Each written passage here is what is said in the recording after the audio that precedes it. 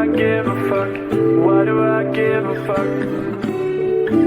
Why do I try so hard? Why do I care so much? Welcome to Why Do I Give a Fuck? A cross-cultural conversation between myself, Diane Tate, and Johanna Thompson. In these times of great struggle and possible shift, we ask ourselves, why do we give a fuck about any of it? How does the lens we see the world through impact what we see? And what do we do about it? So how are you doing today, my friend? I'm good. We're having some technical difficulties. So we're, you guys don't know what we're doing behind the scenes, but trying to get this together. I'm all right. I'm not in my home. I've got a picture behind me, but I'm down in South Carolina with my daughter, who unfortunately lost her home in an apartment fire on Tuesday. So she's okay and our cat's okay, but it's been a week for sure. So, and you don't have any electricity at home, so you're trying to find Wi-Fi. I'm searching the island for Wi-Fi right now, but in a very privileged way, So I have nothing to complain about. But let's go back to what's going on with the young people. I don't know if we want to say names or not, but what happened and how are you managing that, especially, amidst all the things that are going on in the world? This is like a personal experience that you're having. Yeah, it's been a hard week. She called me on Tuesday. On her way, she was trying to leave work. She had gotten an alert on she had a Ring door cam, and she had gotten an alert. And when she looked on it, she saw smoke and people running. And so she has a cat that she loves very, very much. And she was 20 minutes away from home. So she called me trying to leave the building and trying to tell me what was happening, not knowing what was happening. So I stayed on the phone with her the whole drive home, the 20 minutes, and then she pulled into the apartment complex and saw her building engulfed in flames. And as a mom, I'll never forget listening to her scream, as she's pleading with them to get her cat out of the apartment. And so the cat was found, not by the firemen. They didn't go through, but the maintenance guys in her apartment building took pity on her, and they opened the front door and he was hiding in the living room. So they were able to get him, but we don't know if any of her stuff is salvageable. So we've been spending this week trying to find her a new place to live. Very grateful for the resources that we have to be able to make that happen. And so she secured a new place a couple of days ago, and she will have access to it based on when this is going to drop. She'll have access to it tomorrow, so we can start rebuilding her place. So it's been a crazy week. And I'm grateful, and I'm she's okay, that she wasn't home, that the cat was recovered in the way that it was recovered. And it just makes me think about, it's just a reminder that real life is going on as there's, as these layers of chaos are going on, like around us in our environments, all this element of not only taking care of community, but when there's crisis that happens in our personal lives, what are the measures that we can take to adjust to that, to continue to have our eyes on what's going on outside of our personal lives while we're also dealing with like major issues happening in our personal lives. And it's really a hard navigation. It's getting more and more difficult to navigate in the US. There's so much changes and things that people are not used to experiencing typically in US territory. Yeah. I mean, I was making a list of all the things that I knew about that were happening in the world right now for that we could talk about. And the list is so long. I know it is. And it's like, we want to have this conversation and also take time for, what's actually going on in our lives.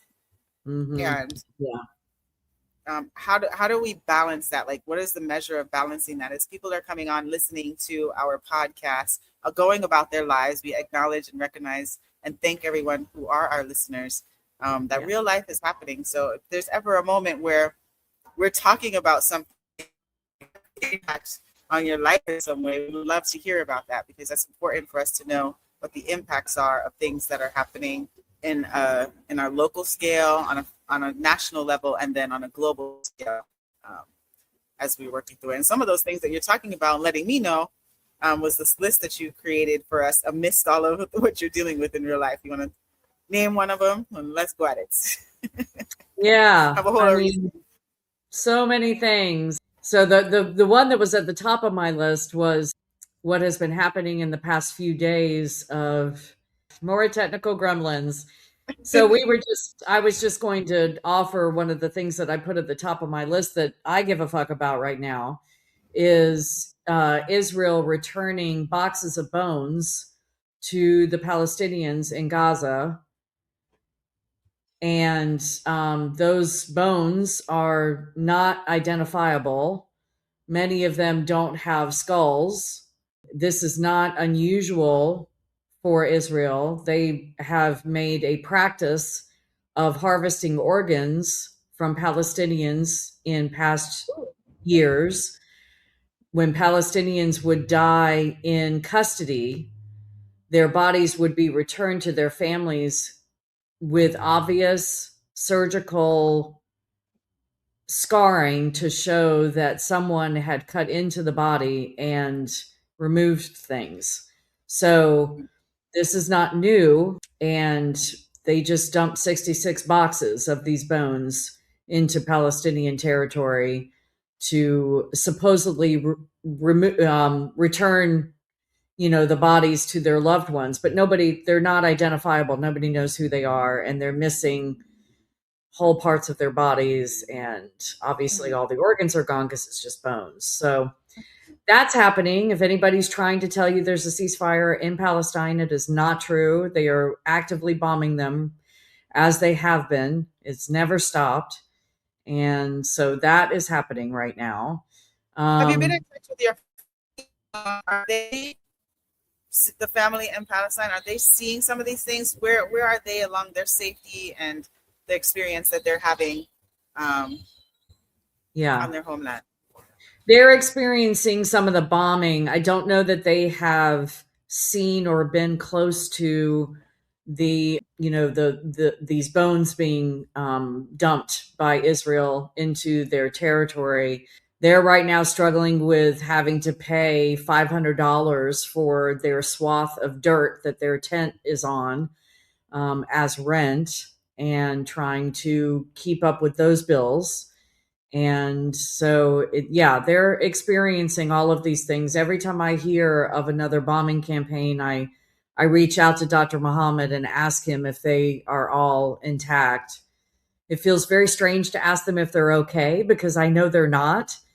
That doesn't feel like the appropriate question, but I don't know what else to ask. The only other thing I can think of to ask is, are you all still alive? Which feels... It feels more accurate, but might be more triggering. So I just touch base with him as much as I can. And he did just recently get accepted for an educational program outside of Gaza. So we're hoping that he will be able to get his paperwork together to be able to get out to go for that, and that he can take his family with him. So that is a new development that we're excited about. And again, the Rafah crossing was supposed to have opened. It didn't open in both directions. And when it did open, it was only allowing very small numbers of people to cross and get out. So that's, the news is reporting that this wonderful thing has happened, that the Rafah crossing has opened, but it's not, as we would expect. It's not what they're saying it is. So that's happening always in our... One of the things I'm curious about that would be whether or not Dr. Muhammad is aware of the bone dumping, and then if so, is there a cultural practice that the people in Palestine have where they will be able to honor the return of those remains and do some type of ceremonial processing to deal with the grief and the loss and the way that these remains are coming back? I'm just wondering if there's like a cultural difference, because I would imagine that for me, with that type of level of loss and having that return, there would be some type of I would want to create some type of ceremonial honoring. So at least I have that process, even if it's not identified to my specific person. It's like kind of a collective grieving, healing process that, you know, could ensue. And I'm curious whether or not the culture holds those type of Yeah. practices. I don't know the full answer to that. I haven't asked him. I'm very mindful of asking of those kinds of questions, especially relating to bodies and bones and things, just because I can't even imagine how horrible that must be to talk about. I do know that, and of course, we know that Palestinians, the people in Gaza, are not all Muslims, so they're not all going to have the same ceremony and ritual. And if we don't know who these bones belong to, you know, then I'm curious about how they make a decision, you know, of how they're going to honor these folks. I would imagine they utilize, you know, especially when you can't identify who they are, utilize what we would call maybe a mass grave, a place where they can be buried together. But I don't know. I'm curious, like, also now that's making me think of when Israel was returning, what was the energy and the intention with which they were returning the bones, like as a part of cultural practice? Is that what, you know, folks from Israel do with their people and their bones?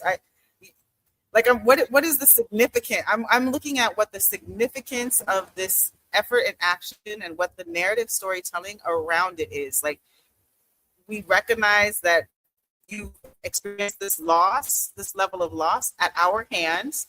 And so here are I'm just trying to understand the negotiation of what it actually means culturally and how our families receiving it, and what does the level of honor look like? And was this Israel sticking it in your face, or was it Israel saying, here are your remains for you to do what we know in cultural practice there is? I'm trying to access what the humanity is, if there's any in the action, because it's a strange thing to me. I don't know how to think about it.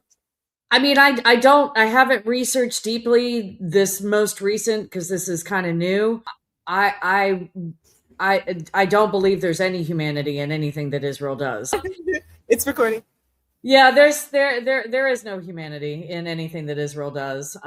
You know, I would imagine that they are really just trying to assert their or remind the Palestinians that they are in control of everything. Not only are they in control of snatching their people at any moment and keeping them imprisoned with no charges for years on end, but if they kill them or die in prison, then they will not return their bodies in any kind of honorable state.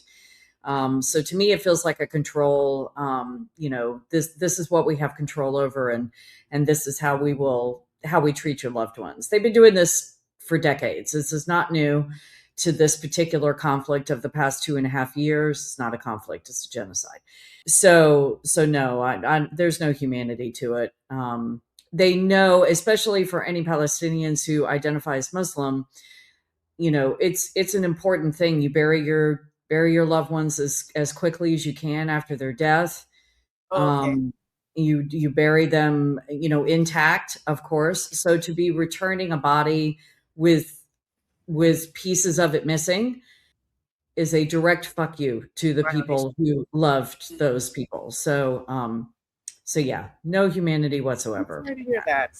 I am sorry to hear that, and I hope that they can find some peace. And what is also fascinating as we're having this conversation, I'm thinking about what I said previously is the political project that what's happening in Palestine and how it's transferring over to what we're seeing in the United States with ICE and the way that ICE is being given complete autonomy to just be in community, dealing with US citizens however they're choosing, with no accountability, with no due process, and with full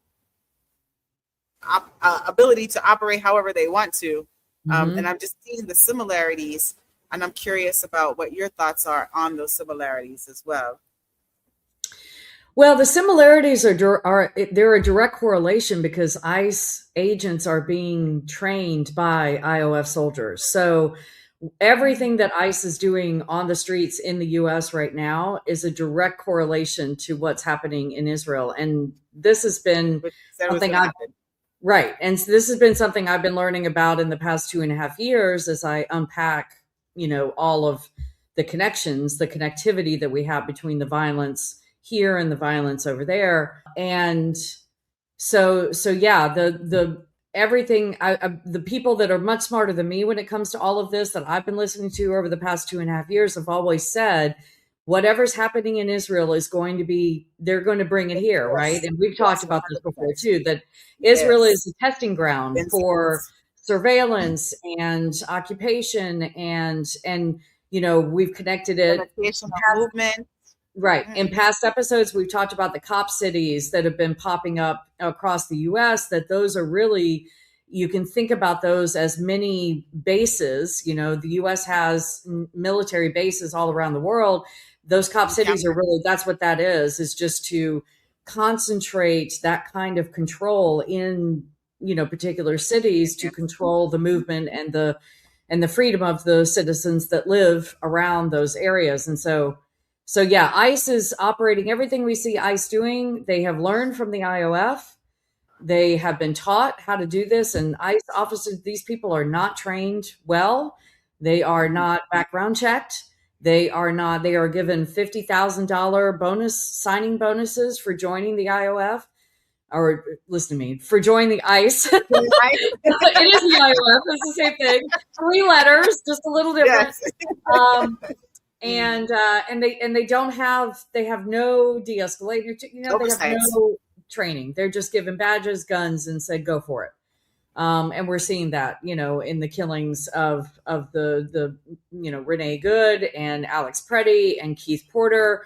There's no accountability, as we've all been watching this. So yeah, it's all of a piece. It's all the same. It's the same manual. And I know a lot of people compare them to the Nazis because that's something that we, in our modern mindset, have. I've also heard them compared, and what resonates better with me is the slave catchers, that this is all a part of the way this country operated. Yeah. I keep on referring to ISIS modern day KKK, in my opinion. So if you're not in alignment with, what the administration's priority is, if you are outside of what they believe to be who is a valued citizen in the United States, then you are a target for them. And so this is not just about black and white. This is just about your orientation outside of what is being pushed as the acceptable norm in the United States, which is a very nuclear, a very, family structure. It's a very structure formulated in Western heteropatriarchy, man, woman, children, Christian, in a way that we haven't experienced in U.S. territory in centuries, really. Well, no, I'm not going to say that. Maybe 60 years. Yeah, 60. But I'm just like the narrative about the United States being like, a melting pot where people can come for the American dream and all of that kind of stuff. That's the narrative that I have existed growing up under. And that narrative is more heavily about existing in Western civilization, white heteropatriarchy, and like a norm that is outside of the reality of how people exist in the United States. Yeah. Yeah, I mean, and if you think about the history of this country and how it was founded and how it was formed, the slave patrols were put in place to try to, control the property that the white landowners had. And then when emancipation came down, those slave patrols translated into our modern day policing, translated into police departments, and then from that came the KKK. So you can draw a timeline that shows exactly. Absolutely.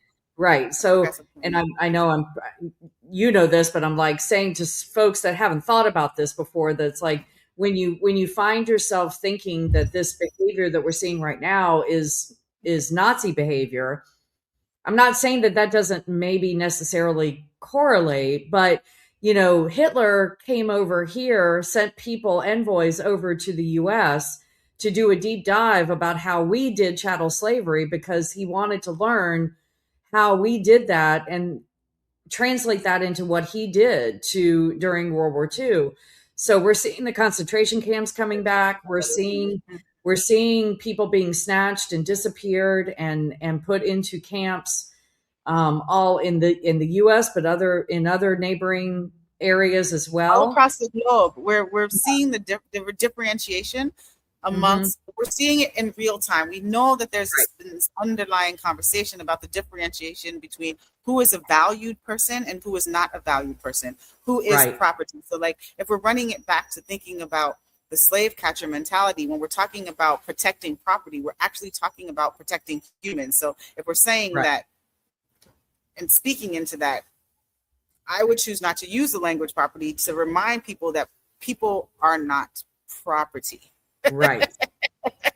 And they're valued. They should be valued on the same level, regardless of how they fall in their productivity. They're still humans, and they still should be considered to be able to live in the autonomy of their humanness, as long as they are not harming themselves and harming others. But we are seeing systems and structures that are harming others, and not being the most effective within itself, actually. So harming itself and harming others. And we're just continuing this cycle of violence amongst each other that is real. I want to really think about, like, what some of the solutions to all of this will be, as we're seeing more and more over surveillance, and we're seeing these political projects being transmuted across the globe. That's the wrong word.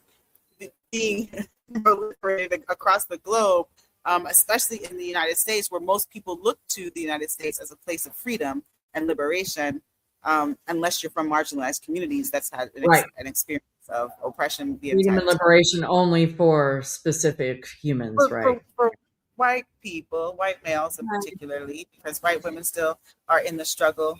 Well, you can speak to that. I don't think we are. I don't buy that. I don't buy that at all. And I know we've talked about that before. I heard somebody say the other day they're referring to the white elites as the Epstein class now, and to me that's a phrase that really resonated with me, because now we're seeing the Epstein files as they're being released. Drip, drip, drip. Yeah. So the Epstein files are being released very slowly, and there are a lot of emails and a lot of information coming out of the people that were involved with Epstein, some names some that would shock you and some that don't. One that kind of got me a little bit was Deepak Chopra, as a person who had a reputation. I know that he had a reputation that was of forward thinking and and new age and new enlightened being. Well, guess what? So people are people. We have to remember that humans are humans, and value people for being humans and being in their human movement. I don't really, at this point, I'm never surprised at people showing up in any particular way, because I've heard about so many people that we decide to put on pedestals and create expectations for them. But people are all people. We're all existing the same way. We still all need to eat. We all need to drink water, and we all need to release that from our bodies to continue to exist. So I'm never surprised. But what I was saying is I'm not really sure like what the depth of the context of the Epstein files and like what is being found out about whomever has been participating in whatever Mr. Epstein was doing. I mean, it's a lot of information. It's very intricate. There's a lot of emails that are very revealing about, Is it sexual prowess or is it like, yes, it's pedophilia. It's human trafficking of children, okay. of girls Okay. and young boys. Yes. Okay. Yeah, I didn't understand like what like the underlying major issue was. No, Yes. the biggest issue is the human trafficking. I mean, that's one of the that's the thing, and the scope of the people that are involved in that. Oh gosh! And then thinking about these return bones, and all of the way that we know that there's a conversation that we don't know about, and seeing like the effects of that is really. And we know Epstein is connected to Israel, is connected to Mossad, is connected to, and we know how many pedophiles from the U.S. flee to Israel because they will not be persecuted in Israel. So there is a deep cesspool of connection between the horrific things that have been taking place in the U.S. and Israel's connection to hiding that, protecting that, creating a space for the perpetrators of that to be safely residing. So yeah, it's all coming out. I mean, you would think somebody that was going to run. So that also speaks to their feeling of impunity, the whiteness, the sense of the elite that I'm untouchable. The amount of blatant conversation in writing in these emails is my tolerance disgusting. for that is getting very low. My tolerance for that is getting very low of not valuing people for people. I'm feeling that in my bones that like when I start seeing that amongst people, I'm like, y'all need to roll it back because we are really losing our sense of human connection with each other. And I feel like I'm a broken record repeating that every single episode. But I also think that a part of the solutions is to remind us and to point out the ways and the spaces and places that we are losing our human connection with one another. The ways that we are missing what's most important about continuing to evolve as humans on this earth. We have to be in consideration of each other in ways beyond, if you are not of considered value, then you don't matter and can be unalived or removed from the position. And the folks that are coming up with this are likened to me as like real tantrum having spoiled like bullies that are holding this space and making decisions about what humanity should look like, and it's unacceptable. And what versions of humanity are considered worthy of care and consideration. And it goes deeper. I mean, child sacrificing, and it's pictures of child sacrifices. It's pretty disgusting. And there are many who would say we knew this all along. And, but those of us who are now paying attention are unpacking, the indoctrination and the narrative that we've been taught all this time, that all of this was false. And it's being exposed. Yes. To your point, pictures and things like that. And we have to take some caution, because I know a lot of things are being created where you have to be able to discern between AI and not AI, narrative. And well, you can access the straight up files. You can look at them for yourself online. So they're allowing access to the Epstein files now? I did not. Yes, that's when they say the Epstein files have been released. That's what they mean, that they are now made released to the public, and it's not everything. We've only seen a very, very small percentage of what's out there. The Bible, they're picking and choosing what they want people to know. But But the stuff that's out there is pretty, Horrible. it's pretty damning. And it's pretty, so it's being cherry picked. It's very heavily redacted, which means, people's names and things are blacked out, but the victims are not being redacted. So they're outing the victims, but they're not outing the perps. That is such a harmful and violent way of doing things, because it should be victim-centered. Very, very harmful. The needs of the victim and not the aggressors and the perpetrators. Like, how backwards are we, where we're not protecting those who have been violated and harmed, but we are protecting those who are the aggressors? And like, this goes back to my understanding of restorative practice and why it's so important to be thinking about asking the questions of what happened, who was impacted, what have you thought about before, and what would you do to actually make amends for these people? And step one is not outing the person that was harmed. I know. Or outing the person. I mean, like, if I'm thinking in the total restorative, outing the behavior that has impacted so many people, and talk about what the solutions to making amends for that behavior. Yeah, no amends part of this. No amends. Of course not. And returning bones is not an amends, especially without like some type of cultural context and being in consideration of what people need to grieve and to move through loss in the way that they're experiencing it there in Palestine, and the way that we're experiencing it on U.S. territory and across the globe, where there's violence and people being snatched and taken away under this guise of what I'm calling the New World Order. And many people also do, the new conspiracy of violence and harm that's occurring. Yeah. Well, we got through it. we got through the episode. We had a conversation. It's not the way that we like having our conversations, but no, it's not. But thank you all for bearing with us, and we'll see you next time on our next episode. What do we do? More stable connection, we hope. Yes, hopefully. All right. Thanks for joining us.